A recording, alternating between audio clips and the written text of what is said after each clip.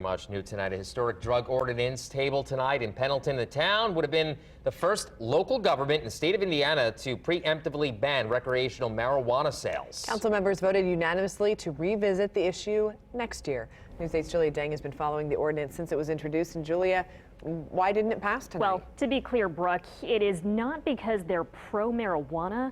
Council members simply felt like they were moving too quickly and didn't have enough information. One question that came up tonight had to do with legal implications of adopting a town ordinance potentially at odds with state law.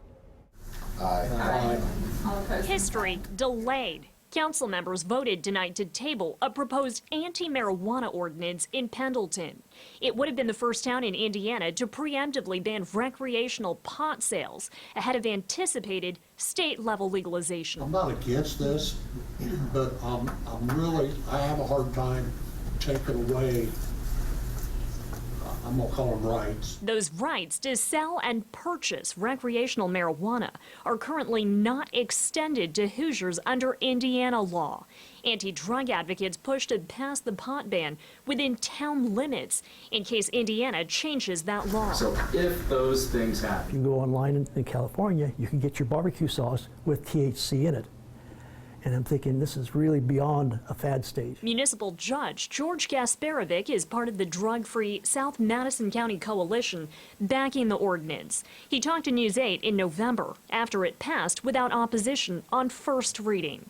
He walked out after the vote tonight, also unanimous, and declined to comment. Answer questions from the public. This town council, I'm impressed with the way they handle themselves, and I'm impressed that they don't want to jump into a boat before they don't know how many holes are in it. Well, I was very glad to see that they tabled it. Catherine Critch lives in Union City, and Greg Noland lives in Anderson. They attended the meeting in Pendleton tonight because they feel what the town does next could set precedent for other local governments in Indiana. I couldn't believe it, actually, that something would happen before a law even took place in our state. It may be unbelievable to Critch, but it's not unheard of.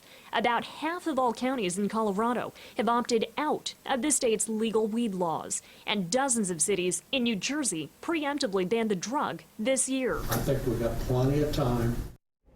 The Drug-Free Coalition says protecting local youth is their top priority. They've called for Madison County to enact its own preemptive marijuana ban. And the town ordinance has not been voted down. It will likely be heard again in about a month.